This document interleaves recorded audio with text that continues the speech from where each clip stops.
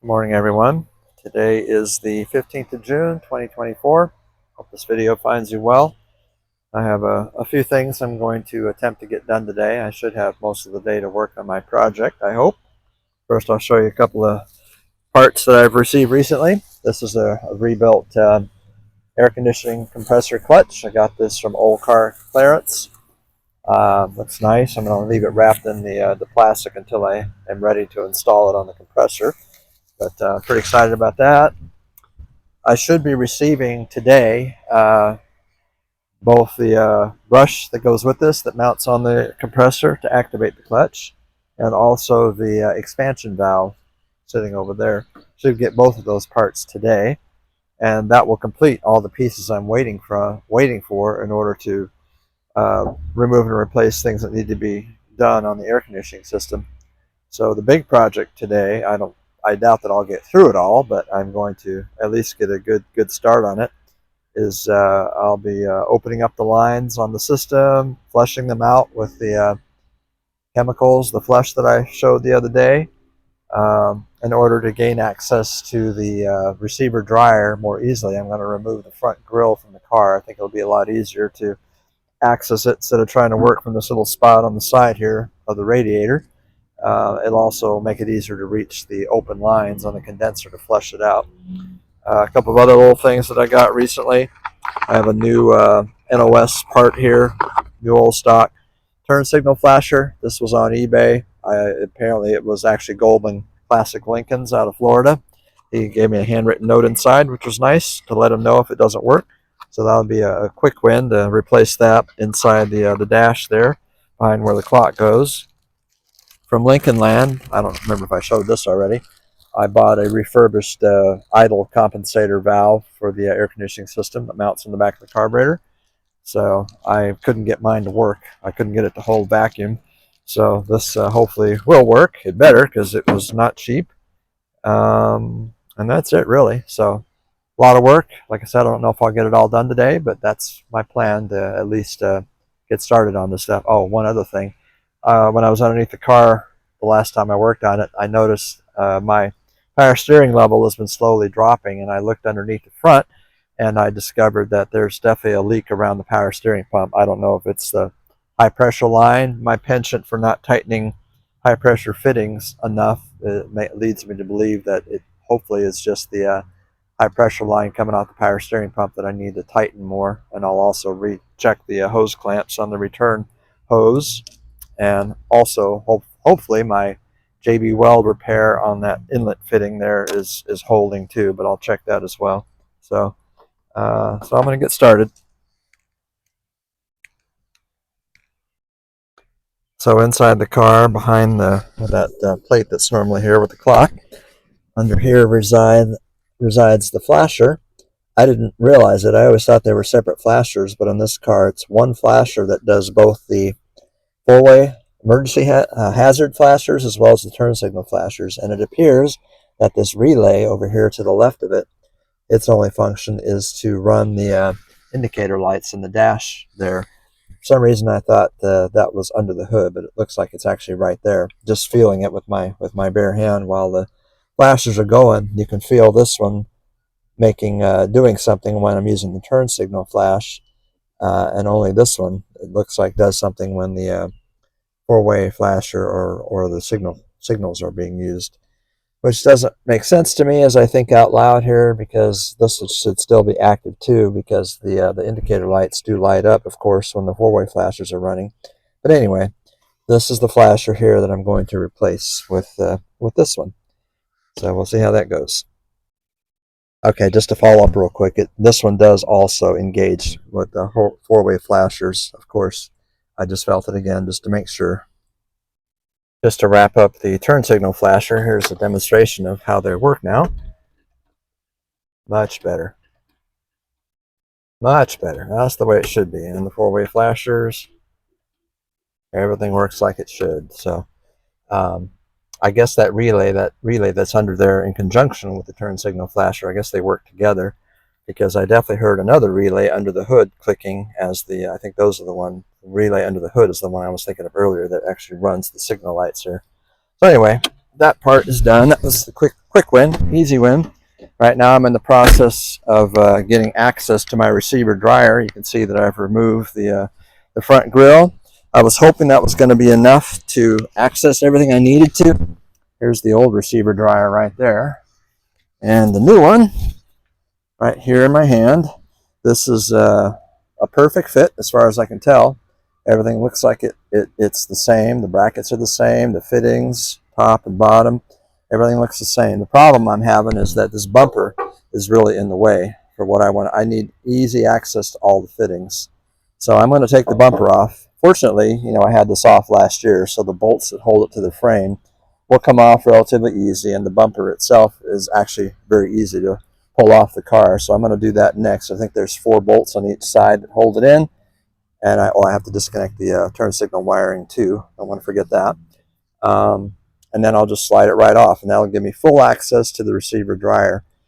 And believe it or not, I find doing it this way much easier than, you know, even thinking about removing the radiator and all that, because that would have involved draining the cooling system, and that would have been a lot more work in my opinion. So even though this seems like a lot of work, because I had all this apart last year, the bolts haven't rusted because I haven't driven it that much, so everything comes apart pretty easily. So next comes the bumper.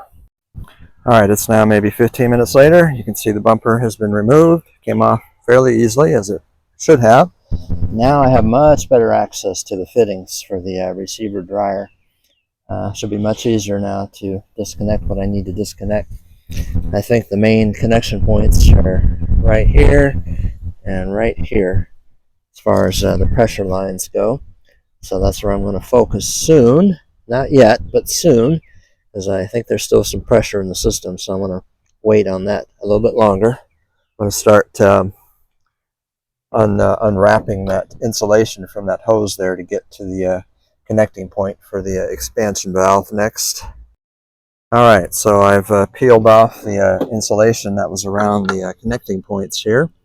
My biggest concern, I've talked several times about how I'm not good about tightening fittings tight enough, like flare fittings, and this is a big fitting. I imagine that's pretty damn tight, so I have to make sure that when I break it loose that I'm also able to tighten it back up. And by the way, I can't bend this copper pipe. Copper bends pretty easily, so I got to be real careful when I break these apart here.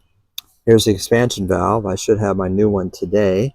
That one I'm less concerned about, but again, this copper here is soft, easy to bend, so I got to be real careful, you know, when I break this loose, not to bend anything. My understanding, just from reading online, I'm certainly no expert on this, I've never done this before.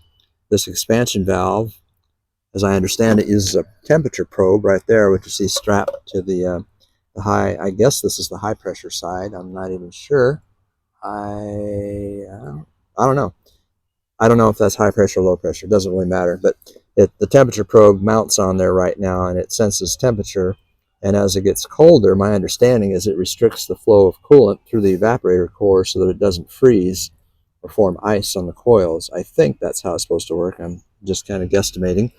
But I've read numerous times that it's good practice to replace this at the same time you're doing other major maintenance, like a compressor replacement, receiver dryer, because it's got a very small orifice that can become plugged up. So it's a good idea to replace it. So that's why I have a new one coming, and I will replace it as carefully as I can. Hopefully I don't damage anything in the process. So that's where I'm at right now. I think I'm ready to start breaking the lines apart, see how much pressure's still on them. I'm going to try and minimize the amount of time that I have the lines open, because I want to minimize the amount of air and moisture I get in the system, even though I'll have it professionally vacuumed out, purged of moisture before it's charged. I'm still aiming, to minimize the amount of time. I still haven't figured out what this thing is called.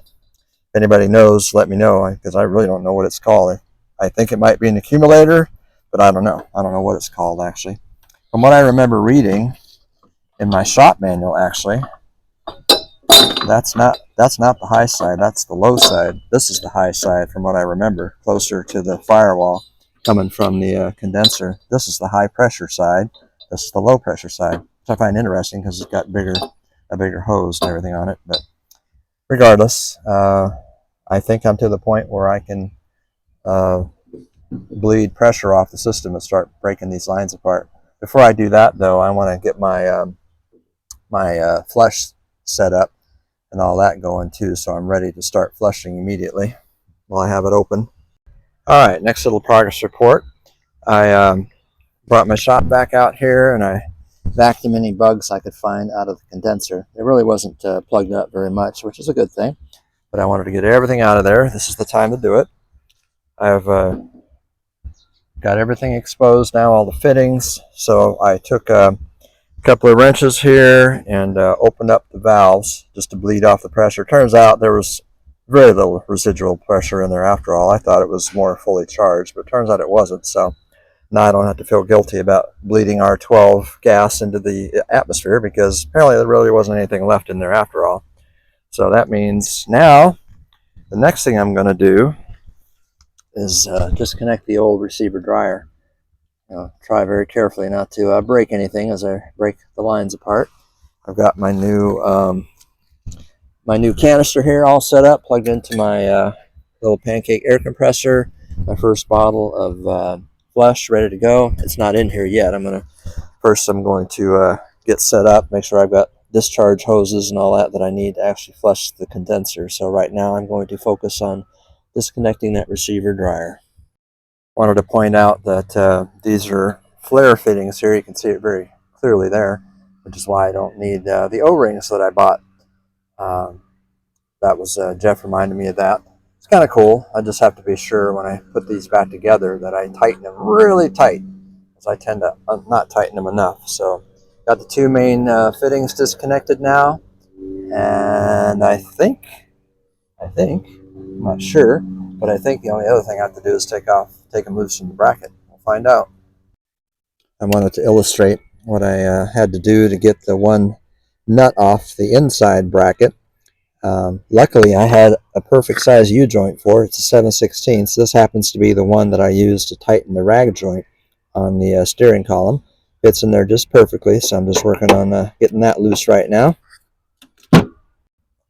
Alright, so now the receiver dryer has been removed. It's sitting here. It was a bit of a challenge working it out, but I finally got it out, so that means it's going to be a bit of a challenge getting the new one in.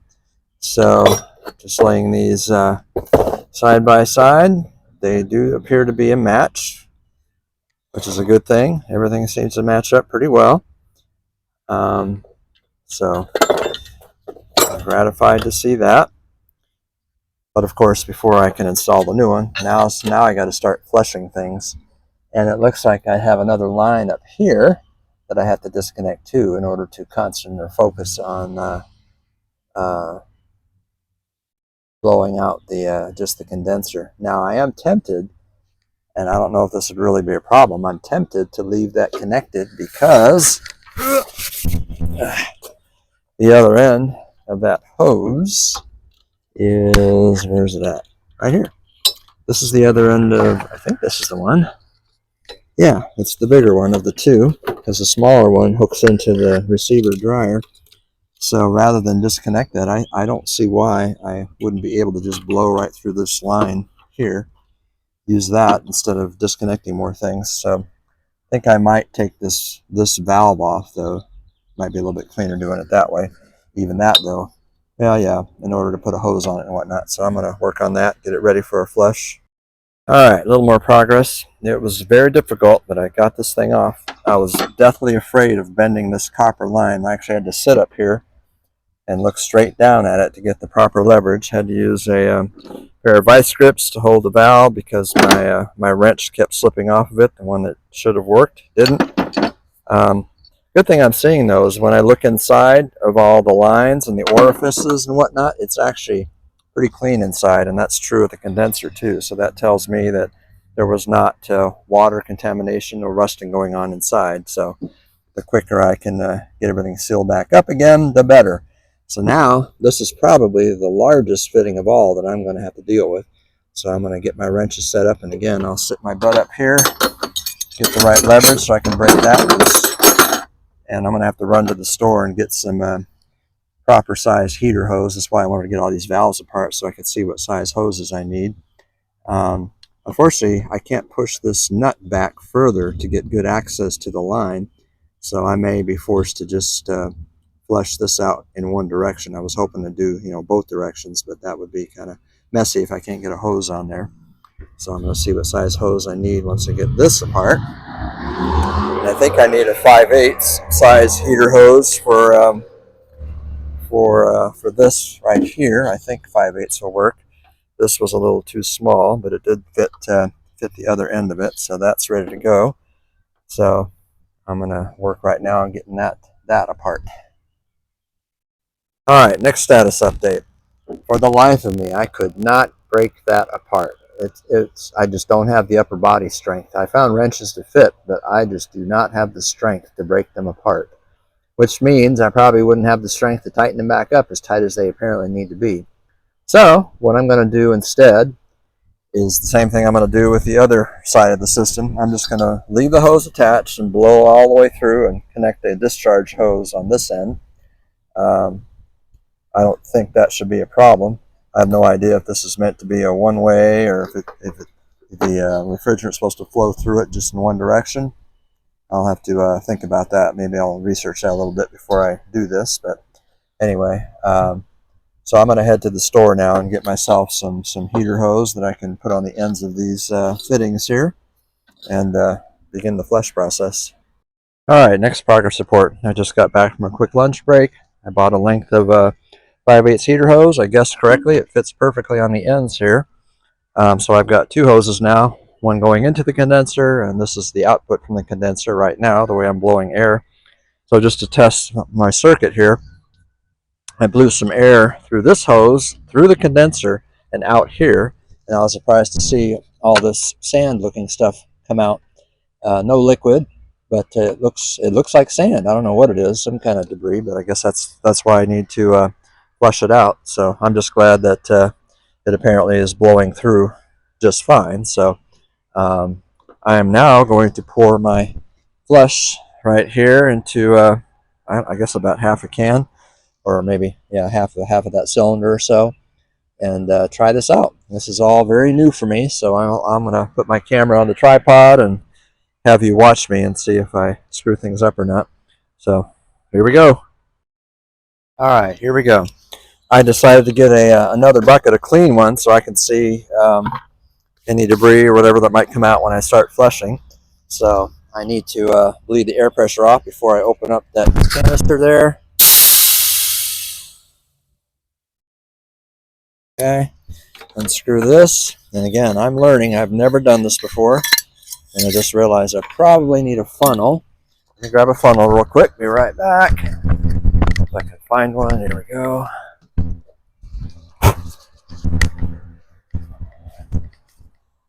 All right. So, put this back in here.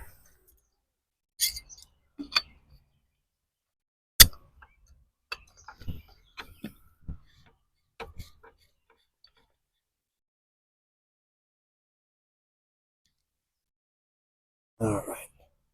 Now this is not what they call shop air. This is just a little pancake air compressor I have, but it should be sufficient for what we're doing here.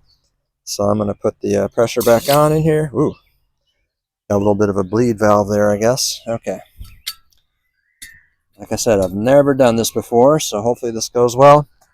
The compressor. I know this stuff feels kind of oily. The flush itself.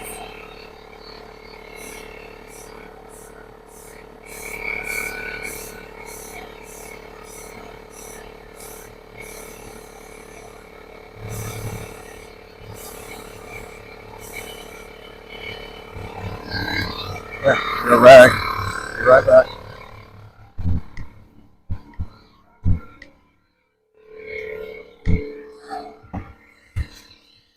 I'm sure I'm supposed to be wearing gloves. I didn't think about that. The stuff says it's good for the environment. So I'm going to stop the recording now. We'll pick up here in a few minutes when I've done some more. All right, I didn't realize that I was missing a section of recording. I had taken this up to the camera, but it didn't record. I just wanted to show you the liquid inside the bucket there that is flushing through the condenser. I'm gonna just blow some air through this. Although, how do I do that? I guess I can't really blow air through it until all the liquid is out of here. I wonder if it's out of here. Oh yeah, it's empty. Okay, so I'm just gonna blow some more air in here and watch it and see if I get any more I don't know, debris out of it. It doesn't look like there's really much debris at all in there, so it looks really clean to me. But I want to take this opportunity to, make sure. You're supposed to blow it through until there's no more liquid coming out too. Just plain air. Oh yeah, there's still some liquid in there. I can see that.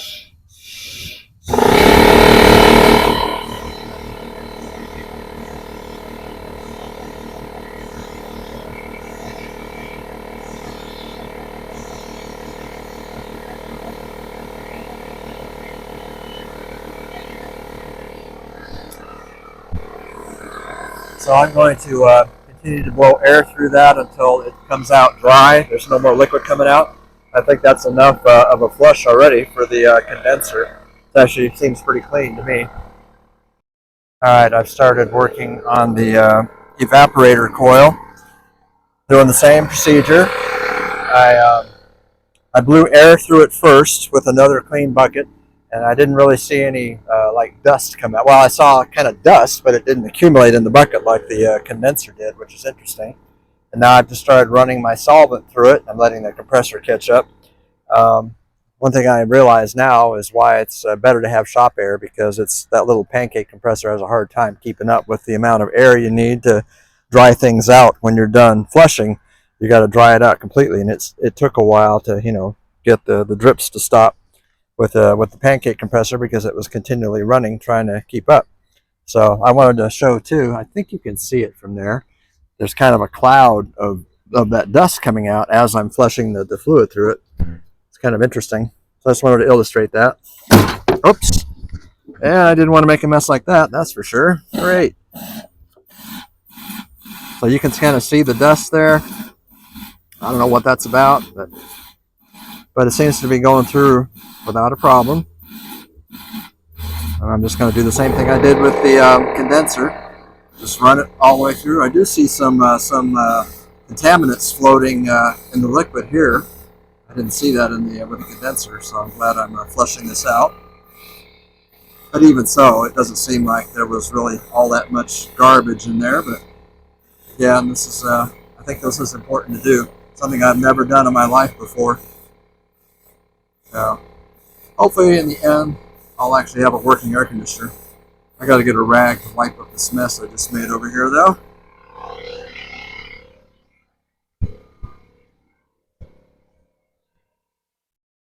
All right, progress report. The mailman and UPS just left. They both had goodies for me. This is my new expansion valve. Very excited to get that. I just noticed that this one is not offset like the one was. I don't think that's really an issue.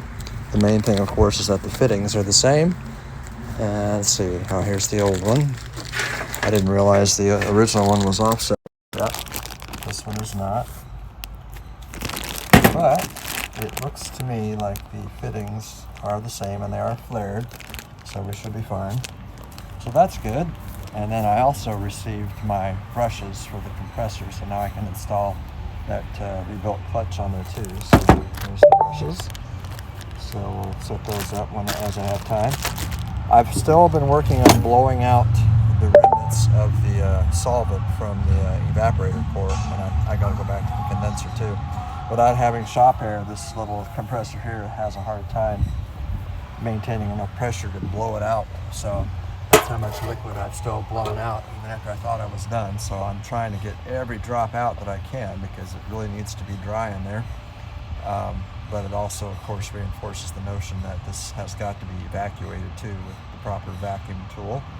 So anyway, I'm still working on that. I know I'm not going to finish today.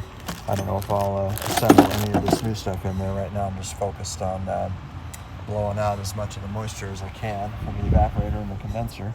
I've also, in the meantime, while the compressor recharges itself, my air compressor, I've been cleaning things. Like these are all the bolts that go in the compressor. I got all those cleaned up. I also started working on my R12 to R134 fittings. Oh, I guess I put them in the shed. I don't have them snug or tight or anything. I was just about to put them on the compressor when I decided I better go check on some paperwork. But anyway, here's the valves on the I forget what they call these. I forgot what they call these type fittings. There's a name for them. I can't remember what they are right now. I've seen it. Some kind of lock, roto lock or something like that fittings. They rotate because these rotate, so they're designed to be able to move. Roto lock, I think is what they're called. But anyway, I just have to make sure I put the correct one on the correct side. Pretty sure that this goes where that accumulator ball thing is, and that this goes on the other one. I think this is the high side. That's actually what I was researching, which one of these, which is which, red and blue, which is the high, which is the low. Once I figure that out, I'll know which side to put it on the compressor. So anyway, moving along. All right, I ran out the batteries on my other microphones earlier, didn't realize it, so I'm using my earbuds right now to finish this up. This is the closing video. Had a good day, but man, that is so much work. There's no way I could have replaced this receiver dryer. That's the new one in place without taking off the bumper and the front grille. No way in the world could that have worked. Might have been able to do it if I'd removed the radiator, but I already said I wasn't going to do that. For me, doing it this way is much easier than dealing with the cooling system and putting all that back together, saving the water, all that stuff. Now, this receiver dryer is not absolutely perfectly lined up because the top fitting was off just a little bit, so I had to manhandle things a little bit to get it connected. Now, they're not all the way tight either. They're just finger tight. I didn't want to leave anything in the system open to atmosphere before I can get back and finish things up. So everything is sealed up. I've got plastic caps here, so there's no air to get in there. And my new expansion valve is in place. It's just not cinched down, not tight all the way. It's just finger tight again. Like I said, the biggest problem I ran into was trying to blow enough air through the evaporator coil and the condenser here to get every trace of that solvent out, and I did not get it out 100%. I probably got, I'd say, 98% out, which is, why it is so important that as soon as I can, I get this to a shop that can put vacuum on it and get out the last remnants of that solvent before it gets a charge.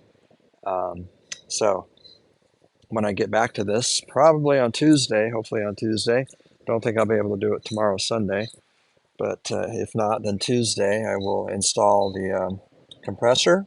I received everything I need to put the clutch and the brushes on it, so I can install the compressor, hook that up. I figured out which is the low side and the high side from the shop manual, and then the corresponding conversion valves where they should go. So I've got them on here. Again, this is all finger tight. None of this is tightened down all the way. So this is the high side, this is the low side, and here's my replacement clutch. Here's my brushes right here. So next time I can work on this, I'll get all that taken care of, all my clean bolts and whatnot to put that back in the car. So it was a good day. I wish I could have gotten a little further than this, but considering I've never done this before, especially not this involved, where I've done the expansion valve, tried to break all the lines open and blow solvent through the system and all that. So I'm hopeful that all this work will pay off in the end. So I'll leave it here for now. Thank you very much.